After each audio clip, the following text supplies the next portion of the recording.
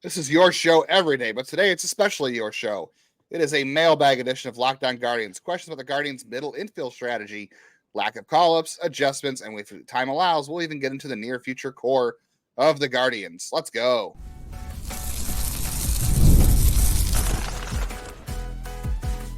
You are Locked On Guardians, your daily podcast on the Cleveland Guardians.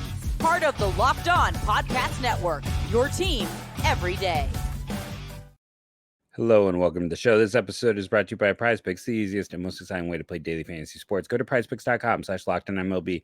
Use the code all lowercase LockedOnMLB for a first deposit match up to $100. You're picking the topics today with us. We've got a lot of good questions. It's a full mailbag show. We got one or two items to address up front, and we'll get to all the questions. So let's get into it as quick as we can. This is take two after my mess up. For those who do not know me, I am Jeff Ellis, one of your two co-hosts here. Where I was a lead draft and prospect analyst at Scout and 24/7.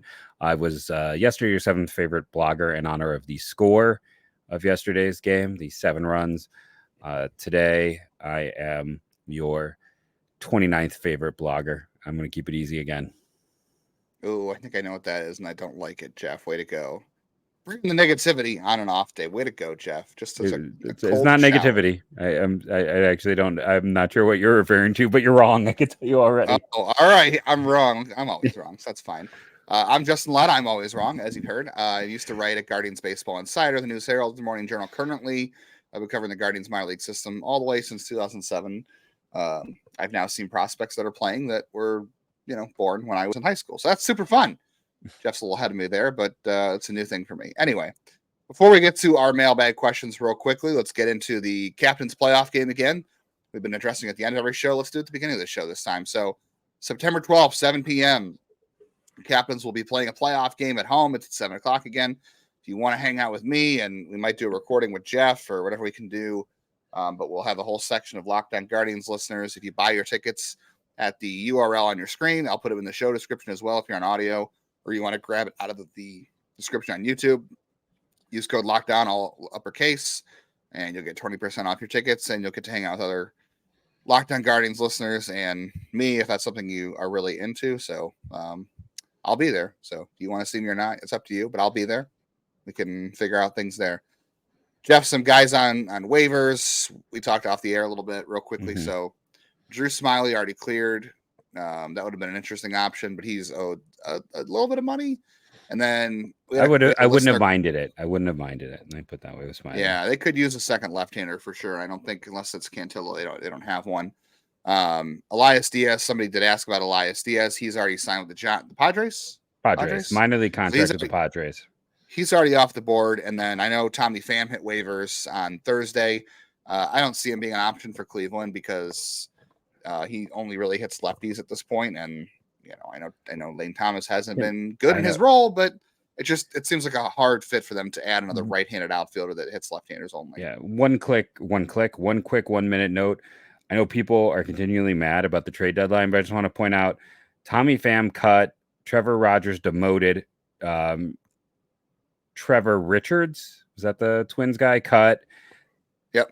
Yeah, it was a poor deadline. Too many teams thought they were still in it, and we just did not get a lot of talent. And for as much as there's a lot of heeing and hawing about what Cleveland did, it was just a really, really poor deadline. And we're seeing that heavily right now with all of these cuts and other moves like that.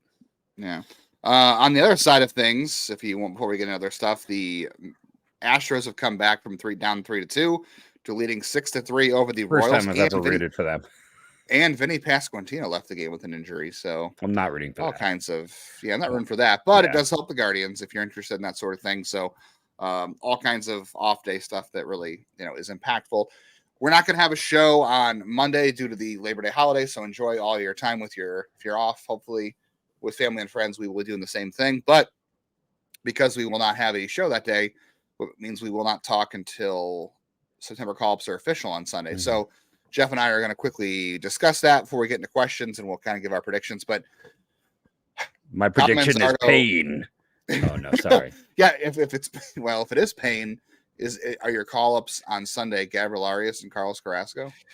I mean listen, I'm not going to be pain. Like right? Arias on that. That's not going to pain me. You know me. I'm an Arias supporter. I still believe We'll that talk he's about gonna. him. We got a question about that. Yeah, but like no. I think when we get down to it, there is just one guy out there who's absolutely destroying baseballs, and if it's not him, it is going to be a little bit of pain. He's Manzarding them. I don't know. I need some kind of Better nickname. than Manzardo. Never mind. he is destroying the baseball right now. He's last 2 days, 2 home runs for Kyle Manzardo, a couple of other hits, all of them about 104, 105 miles an hour off the bat. Go find the one he hit today. I mean, it's a moonshot. He had 2 balls over 400 feet the last couple of days, so they really need that bat up there. I'll be curious to see what they do. I think you'll see a Fry Manzardo platoon doing that. I mean, again, is there a chance it's Arias and Carrasco? Maybe. I don't know. The pitching one's harder to figure out. Like, you can go between Manzardo and Valera. The pitching thing, would they bring Carrasco back as a long guy? I know Chris Antonetti did like a little interview with Mandy Bell, and they talked about McKenzie as a reliever, Doug Nikhazy, Andrew Walters. McKenzie just cannot find the strike zone consistently, so I feel like that's not an option right now. He has just not shown consistency. So it would be a great idea in theory, but it hasn't shown up yet. I still like the idea of Joey Cantillo in a relief role. I think that's something that they need. The lefty, he's got the stuff. I think it would work. But the Walters thing, I don't know, because have they been? He is like I think it's 4 of his last 10 outings now. At one point, it was 4 of his last 8 where he was only throwing to one batter. They were limiting his innings. Are they doing that because they're trying to they're winding him down for the year? Because AAA still pitches for another month. Remember, AA ends after the week after Labor Day, and so does the lower levels. AAA goes all the way to the end of the season, like September. So he's still got more time to pitch, even if he's not up on September 1st. It doesn't mean he won't be up, but it depends on how they feel about his workload at this point. Yeah, there's part of me that just wants it to be Valera and Manzardo. And no pitching. They're going to no pitching. I know they're going to add pitching, but it's like both. Honestly, at this point in time, like, okay, here's my ideal. You ready? Here's my ideal. It's Manzardo and Valera, Freeman shifting down, and Walters coming with them. That is my ideal. Yeah, it's just if you send Freeman, well, you'd have to bring Arias up somehow. They don't have if you send Freeman down, you only have Schneemann to play. I guess you don't need Schneemann to play the outfield if you have Valera. So I guess Schneemann can just strictly be an infielder. Yep. So I guess that could work because Schneemann would just be your backup infielder for all the positions, and you wouldn't need him to play the outfield. Okay, I guess that works. You're right. I guess that works. Yeah. Okay. That's my ideal because Schneemann's seeing better of late, and as much as I am a Gabby supporter, they need lefties right now more than a righty. They do. But do you really believe that's going to happen? No, absolutely not. It's going to be Manzardo and Carrasco or Manzardo and Cantillo. And I honestly, like, Cantillo is my number 2 arm to call up. Like, I don't want to make it seem like I'm poo-pooing the kid. I mean, he looked great the other day in a relief role, and this team could use another lefty. And like, if you're gonna, a month ago, didn't I? You did. You were right. I was wrong. You can sing the It was one outing. Let's cool off. Let me cool off. It was one outing, but still. No, you did. I mean, I'm not going to debate that.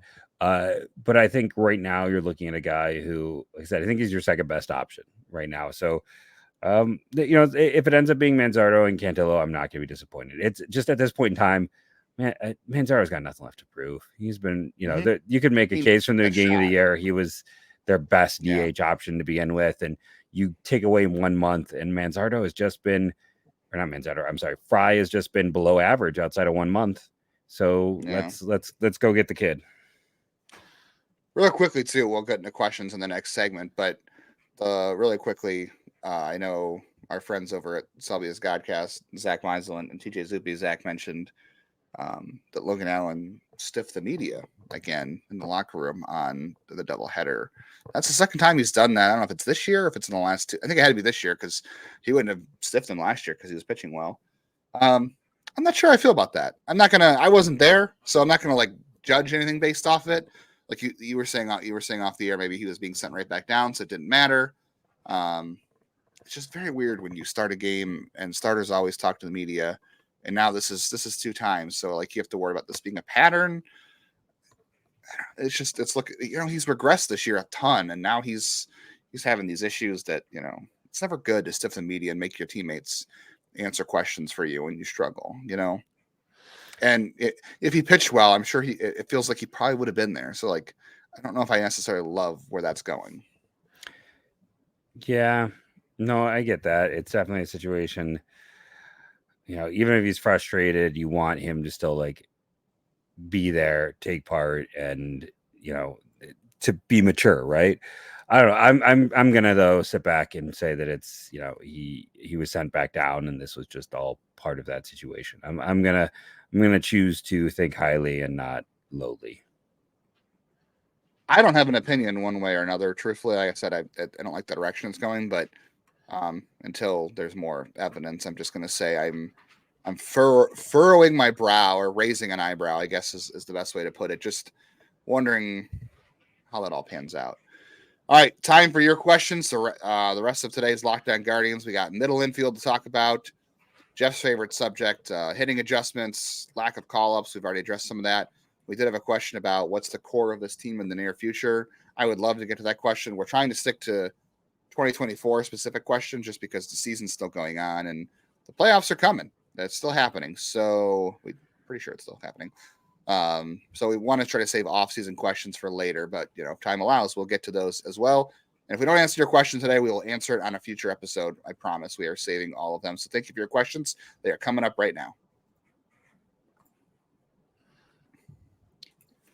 Guys, I got my Liquid IV right in front of me. I'm really enjoying the Firecracker Popsicle Firecracker one. It is a surefire summer hit. It's a fall hit. Doesn't matter what time of year it is. Honestly, you need to be hydrated. I talked yesterday. I'm drinking one of these every morning now. Just trying to get hydrated as I start my day. I keep trying to figure out if caffeine's the best way to start my day or not. I've read different things on that. Maybe you're a doctor and you can leave a comment. Let me know what the real truth is to that. But I'm trying to be more hydrated to start my day, and Liquid IV is doing that for me, and it's doing it in a delicious way. So if you are outside at a baseball game where it's hot, or if you're at a high school football game it's also hot early in the year, don't forget to hydrate with Liquid IV's Popsicle Firecracker, a surefire summer hit. And we know where the flavors are good. I'm getting the watermelon one. I actually just ordered that myself because Jeff was talking it up, so I'm going to get some watermelon coming in here. I'm excited for that. Tear, pour, live more. 1 stick plus 16 ounces of water. Hydrates better than water alone. I'm finding that out this week as I've been drinking this every morning. 3 times electrolyte is the leading sports drink. 8 essential vitamins and nutrients. No more thirsty summers. No more thirsty anytime when you indulge in hydration with Liquid IV. Get 20% off your first order of Liquid IV when you go to liquidiv.com. Use code MLB at checkout. That's 20% off your first order when you shop better tasting hydration today using promo code MLB at liquidiv.com. Lots of MLB storylines going on. Waivers. Shohei Ohtani keeps getting better. The Royals, they lost the Astros.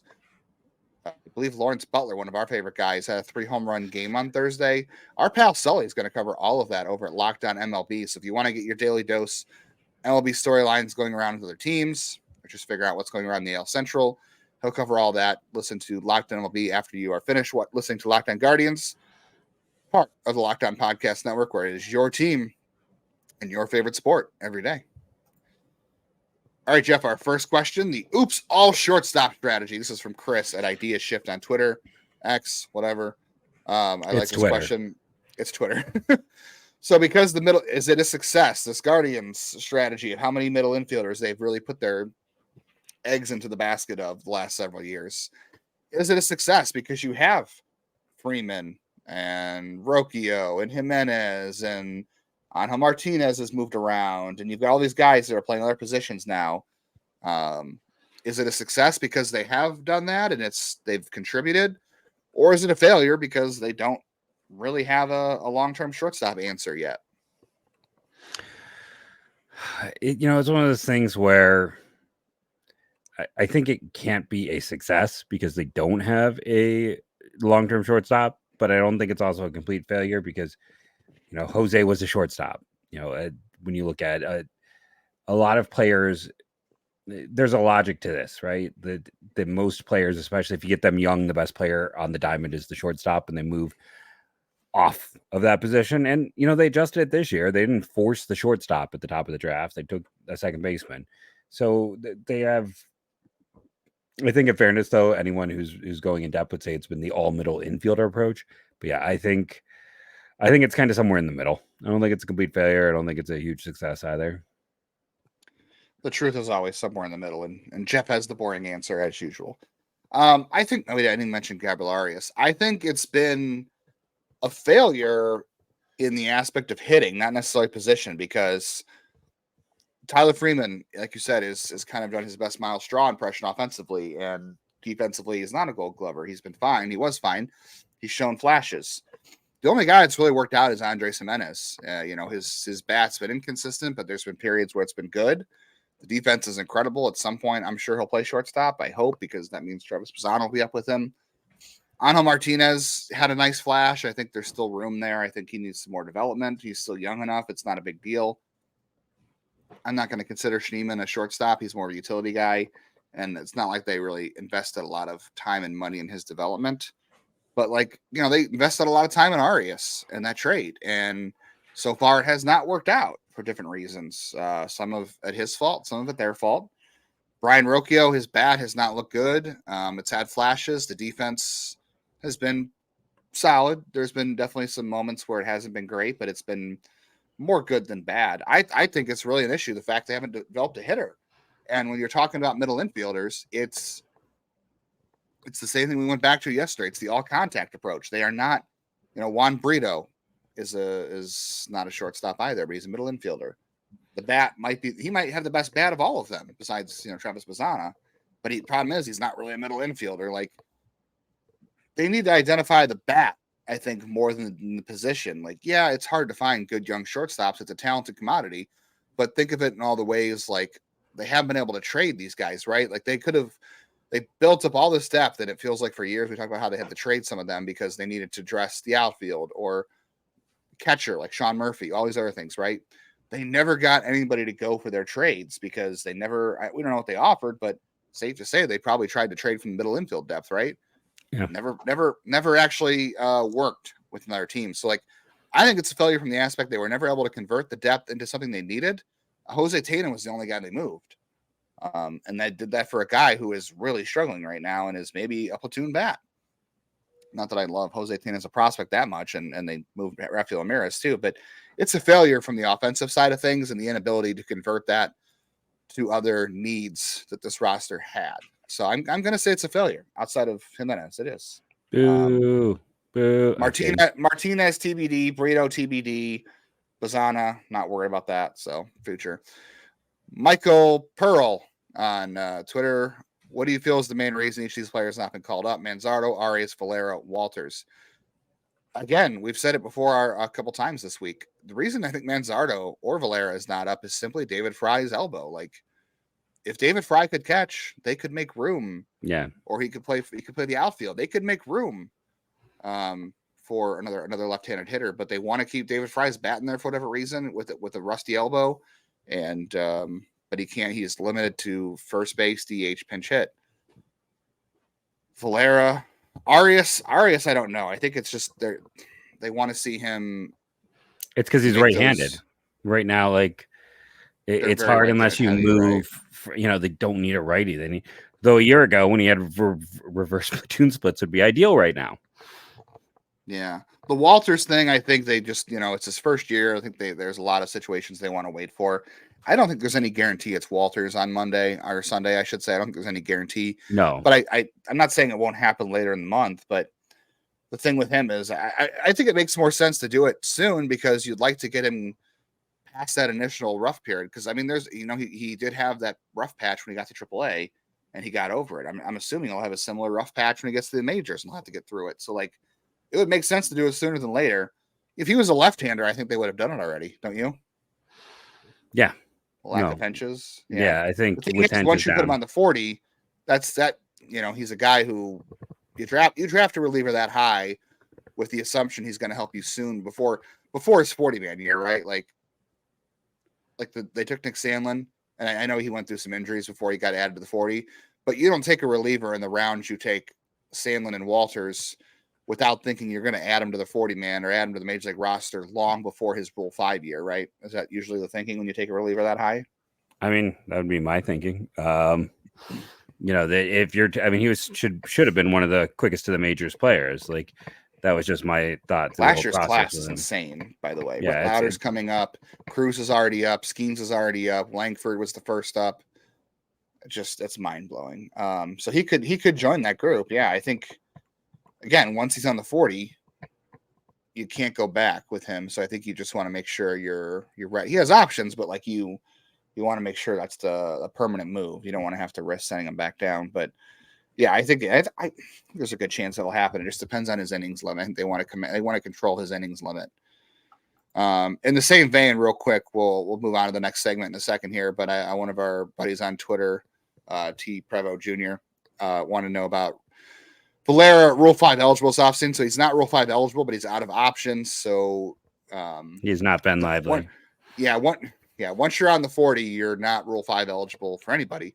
But in theory, you will see him before DeLauder, who didn't play on Thursday again, by the way, after that injury. I don't know. If he doesn't come up in September, I don't know what you do at that point. Like, it's going to be weird going into spring training without ever seeing him at the major league level if they don't trade him in the offseason. I said they traded him this past winter, and they didn't. So if they don't bring him up in September, I'm going to predict again he gets traded. But he's out of options. He's not Rule 5 eligible, but he's out of options, and I'm out of explanations on that one, Jeff. Yeah, I mean, it's just I can't add to it. You explained it. He's healthy right now. It's healthy as he's ever been, and he's hitting well right now. I mean, there's room for both Valera and Manzardo, truthfully, if they want to do it. So we'll see how that works out. We'll get to more questions on the rest of today's Locked On Guardians. Lots of good questions to get through. Stick around. We'll get to yours. But first, it is time to talk about the good people over at PrizePicks who are giving you a free square. Listen, you need to win 2 things with them. It's 2 to 6 categories. You pick more or less. It is that simple. And right now, through September, Caleb Williams, 1 passing yard. If he gets more than 1 passing yard, you win. I'm using this board voice, because he's going to do that. You just have to pick one other category. What player is going to go off? Which ones? Make your pick in less than 60 seconds to turn your sports opinions into real money all season long. Enter another one that, I talked about CJ Stroud yesterday. What about Patrick Mahomes? Is he going to throw for more or less than 4,300 yards?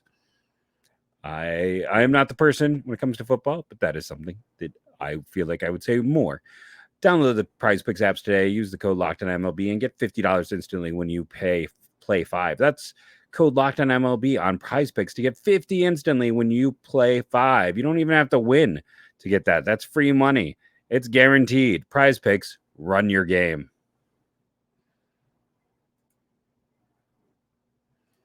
Guardians back in action, hosting the Pirates. A Pittsburgh-Cleveland battle, as we all know, is a big rivalry. Huge rivalry. Check out, huge rivalry. I love their ballpark, but it is a great ballpark. I don't know anyone who really doesn't like that ballpark. That's a top 5 ballpark. It is fantastic. But the Pirates are in Cleveland this weekend, and you can listen to all of the game action on your SiriusXM app wherever you are. Just search Guardians on the app. All right, this one comes from the KL Leaf Hate. Every day are there. Yeah, every day. I think it's Keith, right? Is that right? Keith, let us know if that's right. If I'm wrong, I'm so sorry. We've addressed this question a little bit during the week, but any thoughts why they've been so skittish about playing Will Brennan in the outfield? I'm not going to even comment. You just take this one. You got it. Okay, well, the only reason I can only imagine the reason is that they are pinch hitting Brennan against lefties with Fry, and unfortunately, Fry can't play the outfield right now. So it's why Brennan is DHing when Noel doesn't, or is playing the outfield when Noel's off. But when Noel and Brennan in the same lineup, it's Brennan at DH, because if they have to pinch hit for him, Fry can't go to the outfield. I think it's that simple. Weird otherwise. Yeah. All right, Jeff, this one is specifically for you because this is your favorite subject of a late. Unfortunately, but this one comes from our buddy Zeev, pronounced like Steve, Zeev O'Hale. What hitting adjustments and changes do they need to make for the rest of the season? For the rest of the season, learn how to hit cutters and learn how to hit velocity. Right now, they can't do either, which isn't really a thing that can happen. So instead, what I think they need to do, because we're not going to really change the chase rate, what they need to do is not press. Like, I think more than anything else, like, I think there are guys on this team who we didn't get as much in the sports psychology yesterday as I would like to, but we got into some, so go listen to that if you didn't. But there are players who seem a little bit more likely to press, to feel the pressure. And I think, just going out there and swinging away and trusting in your ability is about the only thing we can really do in terms of adjustments for this year. I mean, there's constantly in-season adjustments to make, Yes. right? But I think a lot of it comes down to just planning for the pitchers. Like, I would love to chronicle some of this at some point, and Zach is better equipped to do it. I'm sure he's talked about it or has done it maybe even, but I would love to just kind of chronicle like how the process works of these meetings, because I know what happens. Like, it's the hitting coaches and all the hitters go into meetings before a series, and they talk about the hitter or the pitchers in the other team. They talk about the game plan for the hitters and what to look for, and they go over video. So they know what these guys throw. They know what counts they're going to throw this exact pitch and that kind of stuff. But the thing is, those pitchers also have a scouting report on what this guy struggles with and where you want to locate a pitch. The funny thing is, for as much as, failing 7 times out of 10 makes you a good player, a lot of the pressure is still on the pitcher, because he's the one who has to locate the ball, right? Because, most guys in the majors are going to hit a middle fastball, unless it's like 90, 95 or 96 in near Cleveland, because they've struggled with that. But these guys know where where hitters struggle. So yeah, I think really it's just a case of going back to knowing what you do well, trying to pick a location, trying to pick a pitch, and then adjusting pitch to pitch. Some guys that's easier, some guys it's not. It just depends on your mentality and your eyesight, and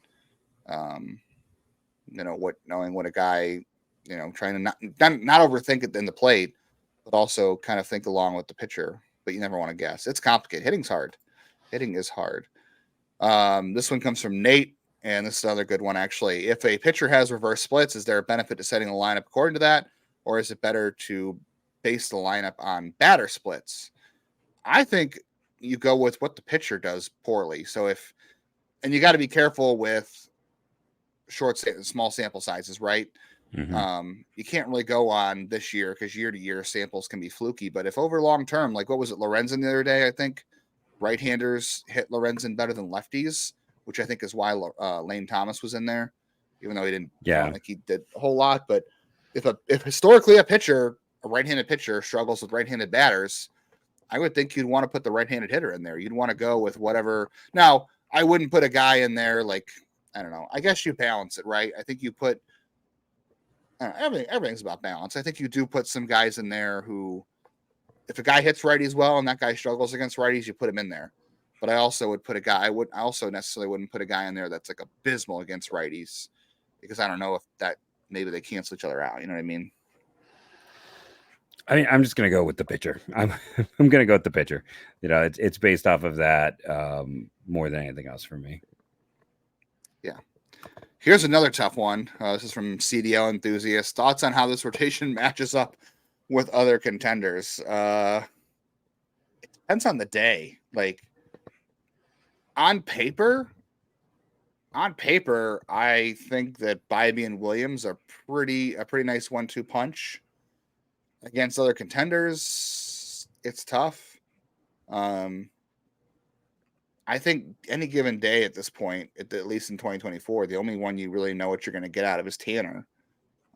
He has some starts where he might throw 1 or 2 bad pitches and he pays for the price for it. But overall, he's pretty consistent, and he limits the damage to those things and doesn't walk guys. Gavin has yet to really get deep into games. He's shown flashes of dominance. Ben Lively's solid, but again, he's not someone you want to go a lot of times through the order with. Matt Boyd has been pretty darn impressive, but it's been 3 starts. And then Alex Cobb has 10.5 or 9.5 fingernails. So I don't know. Like, I would imagine no matter who they go up against in the playoffs, they will have the worst rotation versus them. The only way they'd have the advantage is if they play a team, if they win the division, and the other team has used their first 3 starters, and they go into the ALDS on their 4th best starter, and that way you match Tanner Bybee up against their 4th best starter, and you have an advantage. I think that's the only way they match up better. No, I think you're right. Like, I think no matter what happens, they're going to have the worst bullpen. Like, I just feel like, or bullpen. They're going to have the best bullpen. They're going to have the worst rotation. They've had a really bad rotation, all year statistically. So I just don't see a way where they don't have the worst possible team when it comes to that. When it comes to starting rotation. I think it's going to be the worst rotation, pretty much no matter what happens. Yeah, you want to win the division. You want to win the division because putting Bybee up against the team's 3rd or 4th best starter gives you the only advantage you're probably going to get in that series. So it's important to win the division. Speaking of playoffs, Wally Harris wants to know playoffs. Which potential teams would you be most excited to face, and which ones would you not be excited to face? Honestly, the way the Guardians have played recently, I don't know how you can be excited to face anybody. I think it really depends on the Guardians' play themselves. I think they're the ones that determine their fate. Like, I'm not saying they're the best team in the field. There's no best team in the field. The Orioles have a great lineup, and the Guardians beat them in a season series. They kept pace in Baltimore. Not an easy thing to do. The Yankees are top heavy. The Twins have a great lineup. Their bullpen suspect.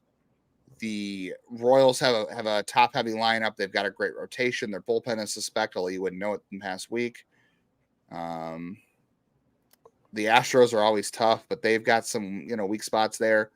Everybody's got their flaws. So, like, I think it's less to me about the other team, the matchup versus the other team, and it's more about how are the Guardians playing? Like, are they able to put the ball in play effectively and not chase, draw walks? Is Steven Kwan back to being the player he was closer to the first half than what he's doing now? Do you have somebody on the roster you can platoon with David Fry so he's not exposed against righties? What's Noel doing? Is he in a hot stretch? Like, I think it matters. And Josh Naylor, like, I think it matters more what Cleveland's doing versus what other teams do well or don't do well. Yeah, I mean, for me, there's this part of me, I told you when we were discussing this question a little bit off air, I would love to knock out Houston. I still feel like they were likely cheating against Cleveland, and I do feel like Houston is famous last words, is a team that is not maybe as strong, but there's always that. I'm still angry about the 20+ win team getting eliminated by trash cans. Yeah, that was Corey Kluber had an interesting comment about that on his podcast with, I forget who he has a podcast with. It's the weirdest match in history, but they had Jan Gomes on, and they basically admitted to being just overmatched that series. So he didn't even seem to think that they were going to win that series, even without the Astros cheating. So who really knows? We'll get a couple more questions in here. We'll save them for a future podcast. But Aaron Zalsbrenner, how concerned should it be about the team's record against the AL Central? Division's better as a whole, but right now the Guardians have struggled against the White Sox this season. The Tigers gave them fits. Obviously, the Royals have given them fits. The only thing they played well against in the division is the Twins, oddly enough. I would say, yeah, since you play 13 games a year against each team in your division, thank God it's not 19 anymore. It's important. The White Sox are going to break a record for the worst team in baseball. Like, they've got what, 4 more games against the White Sox coming up? 3 more games? You got to win those 3 games. You got to win all 3. Even 2 out of 3 is not good enough. You got to win all 3 against the White Sox. That team's horrendous. I'm so sorry, Grady Sizemore, but you have to go down. You just have to. Yeah, take care of business and work overtime, right? That's just got to be the way of it. I mean, Detroit's been hot lately, and their pitching staff has been really good this year. So, like, it's a better division for sure. Yeah, but you're right. If you don't beat your own division, you're gonna have a hard time doing other things. Let's try to get 2 more in here before the end of today. Coach Barbarick wants to know, should Angel Martinez has been given more time in Cleveland? Jeff, you say no, huh? It's just his chase got really bad, and he's not really performing all that well in AAA. There's some fun tools there. I think we're all a little bit guilty of being prisoner of the moment because of how fun it was when he came up. But yeah, I mean, listen, if you want to say send down Freeman and keep him up, I'm not going to argue that. But like, I don't think they're at fault for we're moving on. Like it was getting pretty bad there. I would still bring him up for Freeman. I think he has more offensive impact than Freeman. So I would let him in that. I'm going to argue. No, struggles. Of course. I just said I wouldn't argue on you on that. No, I think that's the logical move is let him work through it. Whereas I think you kind of know, you have the answer on Freeman, don't you? Like, what else do you need to know about Tyler Freeman at this point? What's his favorite color? I mean, Tyler Freeman's a great kid. I always had positive interactions with him in the minors, and he's, I just, as a major leaguer, I think you know what he can and can't do. And Angel Martinez, I think, has more. I know that's the backup QB syndrome. The guy who hasn't failed yet, but of course Martinez did fail. But the flashes he's shown, I think, are more than what Freeman has shown. But there's certainly more ceiling there. Yeah, there's more ceiling. All right, let's make this the last one for today's episode because we're pushing on time, and the rest of the questions, honestly, at this point, are more about the future than they are about 2024. So we'll get to those on a future episode. We promise. We're saving them. So Mike Oziel wants to know, given that Arias is a similar defensive upside to Rocchio and a much higher offensive ceiling, what's the harm in letting Arias starting full-time at shortstop to see if he's figured it out? I don't disagree with this either. I think Arias should have been given run long ago. It looks like he definitely needed to make some offensive adjustments, and those are harder to do at the major league level. But I'm thinking what should have happened is with his struggles, they should have set him down sooner. And then with Rocchio's struggles, they should have sent him down and brought Arias back. But at this point, they've committed this much of the season with Rocchio. I don't think they're changing at this point. And I don't know that you can change at this point, honestly, because whatever Arias is the rest of the year is a wild card. Not that, I don't know. I guess if you really want to, it's a dart throw, I guess, to put Arias back in there. The defense is similar. Like Arias sometimes has weird lapses, but overall he's a much flashier defender, much better throwing arm, more versatile. There is more power for sure. He just fits into that bucket of hitters they have so many of where he chases a lot, and Rocchio, for whatever reason, is taking a lot of fastballs down the middle. So I don't know, maybe it's 6 of one, half dozen of the other, and you're just, you'd run into some home runs with Arias versus Rocchio where you're getting a lot of singles and bunts and Yeah, I mean, Rocchio. Do you think it's too late at this point? Yeah, it is. I mean, at least for this team, it's too late for them in 2024. They clearly love Rocchio's defense. And metrics love it as well. There's a lot of. I'll again say the professor is one of the least appropriate nicknames the least appropriate nickname since anyone named Lester in the 70s. Let's put it that way. But he. The metrics like him, Gabby has his boneheaded moments, but there's a potential ceiling. The one thing I'll say though is, when you're looking overall at these two players, again, it comes down to like Rocchio being a switch hitter, Gabby being right-handed.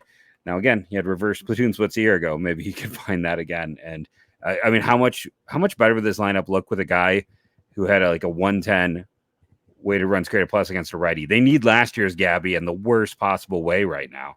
Is kind of the great irony of it, maybe. I don't know. It's not really irony, bad humor, but yeah. Yeah, I mean, he was miserable against left-handers, but he was more than better than league average against right-handers. And if you just platoon him against righties only, he would take that because this team needs that right now. And yeah, it would be a much different story. We're just talking off air about that. We're talking off air about Yainer Diaz and how good he would look in this lineup right now, or if Bo Naylor could do what he's doing, it would be great. All right, that is all we had time for on today's mailbag episode. We will get to more in the future. We saved all of them, so if you asked a question and we didn't get to it, we will get to it in a future episode. Make sure you are checking out the link to come to the Lake County Captains playoff game September 12th. The link is in the description of the episode, and it's also on your screen if you're watching on YouTube. Use promo code LOCKEDON for 20% off. We'll all sit in the same section. We'll hang out. We'll talk Captains. We'll talk Guardians. We'll talk whatever else. It'll be a fun time. Hopefully we'll make it fun. I don't know. We'll see if you really like me or maybe not. We'll find out. We won't be with you on Monday, as we said, so enjoy the holiday on Monday. We'll be back Tuesday. We'll talk about if the Guardians took care of business against the Pirates. We got Kansas City coming up after that. We'll talk about. We will discuss the September call-ups because we might know them by then, or at least the first couple. I'm sure there might be some changes. We'll get into some Rule 5 thoughts based off of that. We'll get to Minor League Monday on a Tuesday. So we'll wrap up the minor league weekend on Tuesday. And then eventually we're going to talk Arizona Fall Leagues. I started thinking about that today as well. So we will talk about that. I still haven't had a chance, Jeff, to talk about my interaction with Travis Bassan in Lake County. So we will get to that next week as well. That can down the road. Thank you all for joining us, rate and review, all that jazz. You know it. Thank you all for being everydayers, and go Guardians go.